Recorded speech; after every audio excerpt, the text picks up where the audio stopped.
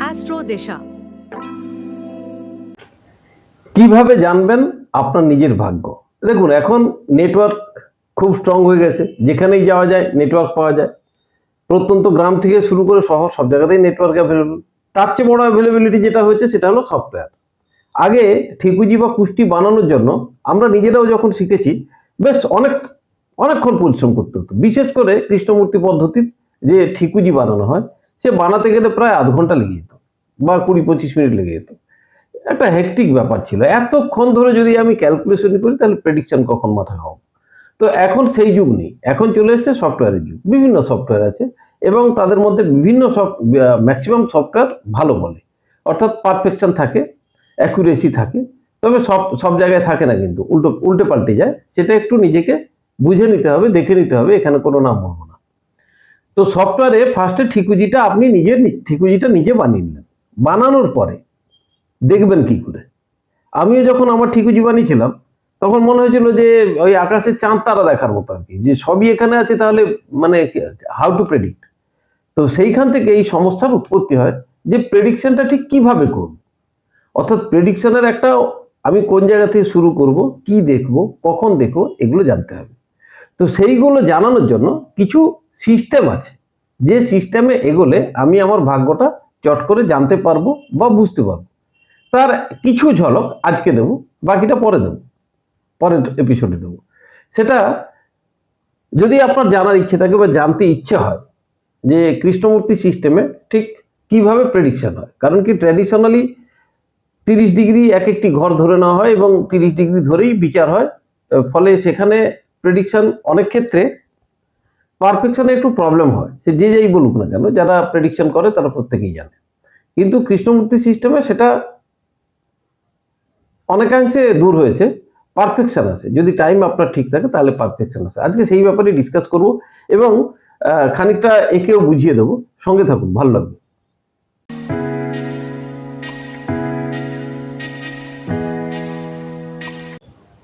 নমস্কার, আমি বিশ্বজিৎ আর আপনারা দেখছেন অ্যাস্ট্রো দিশা। আজকে আমি বলেছি যে কিভাবে প্রেডিকশনের জায়গায় আমরা যাব। অন্তত নিজের প্রেডিকশনটা, নিজের ভাগ্য সম্পর্কে জানার অধিকার তো আছে। সেটুকুই যদি জানি তাহলেই বা কম কি। তো সেই উদ্দেশ্যে দেখুন, ঠিকুজি একটা বানিয়ে নিলেন। আমি পরে দেখাচ্ছি আপনাদেরকে, কিন্তু ফার্স্টে বলে নিই। ঠিকুজি একটা বানানো হলো। বানানোর পর দুটো জিনিসকে লক্ষ্য রাখবেন। প্রথম কথা হলো লং কোথায় লেখা আছে, লগ্ন বা অ্যাসেন্ডেন্ট, ইংরেজিতে হলে লেখা থাকবে এএসসি। আবার কোনো কোনো জায়গায় অ্যাসেন্ডেন্ট ডিগ্রিতে লেখে কেটে দেয় মাথাটা একটু, বা কোনো একটা মার্কিং করে দেয়, যেখানে বোঝা যায় যে এই ঘরটা হলো অ্যাসেন্ডেন্টের ঘর বা লগ্নের ঘর। লগ্ন কোন ঘরটায় পড়েছে এবং রাশি, রাশি লেখা থাকে, কিন্তু রাশি যেখানে চন্দ্র বা মুন লেখা থাকে সেটাই আপনার রাশি। রাশি থেকে কি ক্যালকুলেশন হয়? রাশি থেকে ক্যালকুলেশন হয় আপনার দশা অন্তর্দশা, কোন দশাতে জন্মালেন এবং তার ভুক্তি কতকাল এবং অন্তর্দশাগুলো কিভাবে আসবে, সেই ক্যালকুলেশন কিন্তু আপনার চার্টে প্রিন্ট থাকবে। রাশির ফাংশন হলো এটুকুই। লগ্নর ফাংশন কিন্তু সমস্তটা। লগ্ন থেকে আপনাকে 1, 2, 3, 4, 5, 6, 7, 8 করে অ্যান্টি ক্লকওয়াইজ সমস্ত ঘরগুলো বিস্তারিত থাকবে। অর্থাৎ আপনার লং যেখানে থাকবে সেটা হলো 1 নম্বর ঘর। তারপর থেকে অ্যান্টি ক্লকওয়াইজ প্রত্যেকটা ঘর 2, 3 ক্রমান্বয়ে গিয়ে আপনার বাঁ দিকের ঘরটা 12তে শেষ হবে। এটুকু বোঝা গেল। এবার এই ঘরগুলোর মধ্যে গ্রহগুলো ছড়িয়ে ছিটিয়ে থাকবে, যে যেখানে থাকবে সেটা ঠিকুজিতে দেওয়া থাকবে।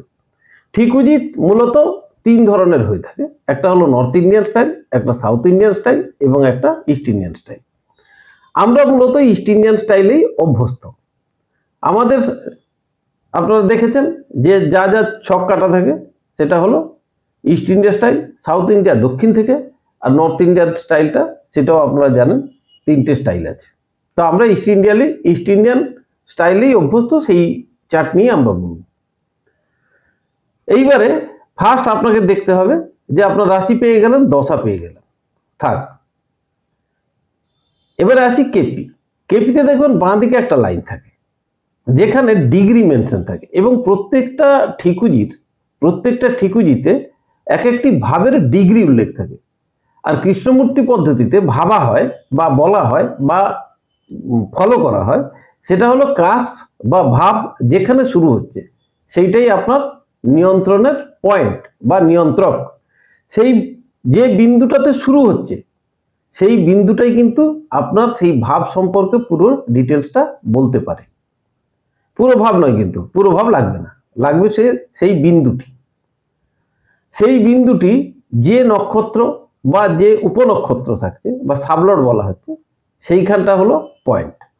অনেক ক্ষেত্রে, বিশেষ করে কিছু কিছু ক্ষেত্রে দেখবেন ভাব গিয়ে পড়েছে বা কাস্প গিয়ে পড়েছে 29 ডিগ্রি, যে কোনো ঘরের 29 ডিগ্রি বা 29.5 ডিগ্রিতে গিয়ে পড়েছে।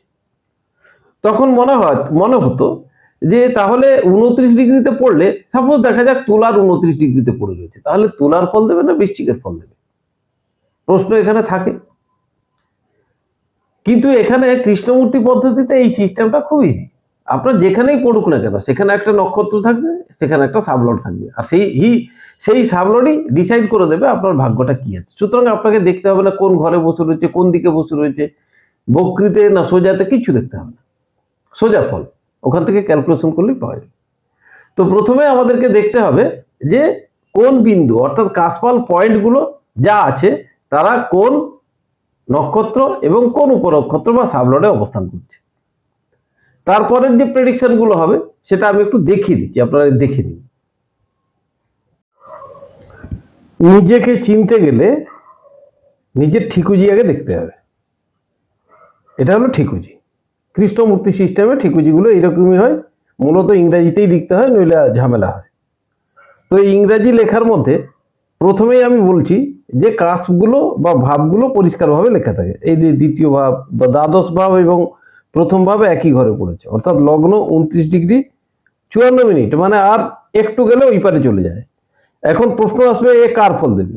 অত টেনশন নেওয়ার দরকার নেই, যেখানে পড়েছে সেখানে পড়তে দিন। ঠিক উল্টো দিকে এখানেও সেই 29 ডিগ্রি 4 ডিগ্রি এইভাবে সমস্ত কাস্পগুলো লেখা আছে। এবারে প্ল্যানেটগুলো, গ্রহগুলো যেখানে আছে সেটা হলো এই দিকটা পুরো ফাঁকা। ট্র্যাডিশনাল অ্যাস্ট্রোলজার হলেই চট করে আংশিক কালসর্পযোগ বা পুরো কালসর্পযোগ চাপিয়ে দেওয়া যায়, অসুবিধার কিছু নেই।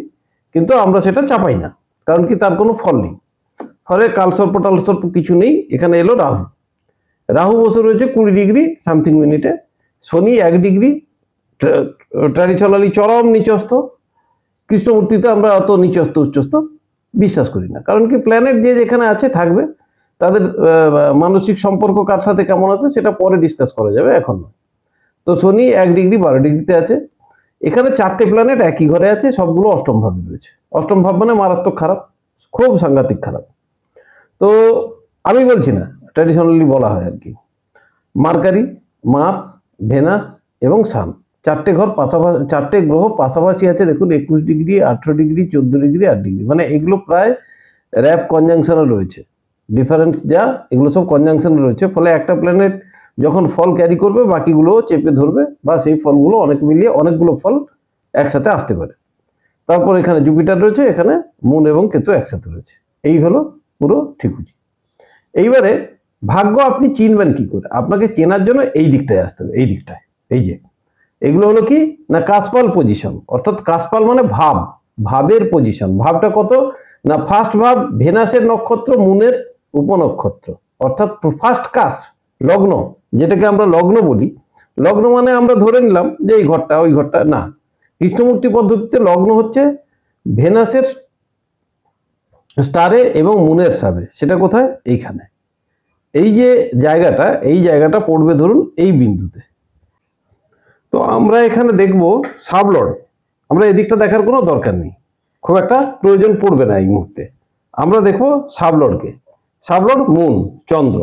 চন্দ্র এখানে পাওয়ার পর সোজা চলে আসবো এপারে। চন্দ্র এখানে মুন।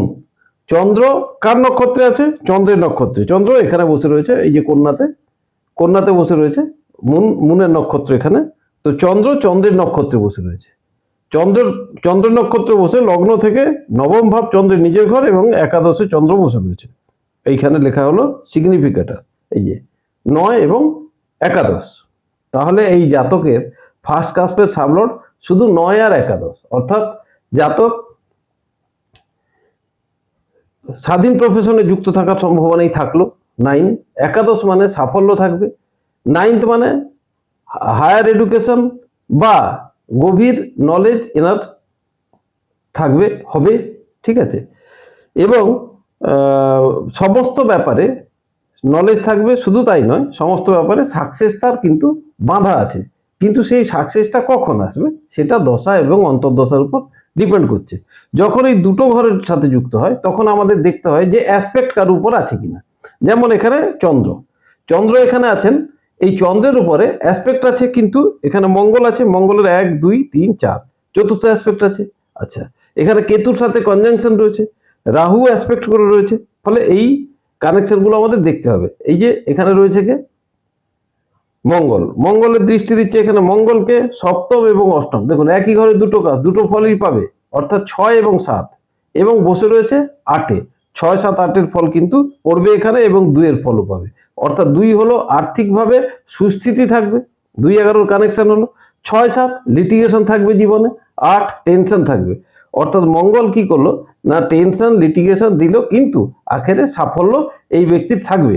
কিন্তু চাকরিতে ইনি পছন্দ করবেন না থাকতে, থাকতে পছন্দ করবেন স্বাধীন কোনো প্রফেশনে, যেটা নিজের দ্বারা অপারেট হবে এবং সমস্ত ব্যাপারে তার নলেজ থাকবে।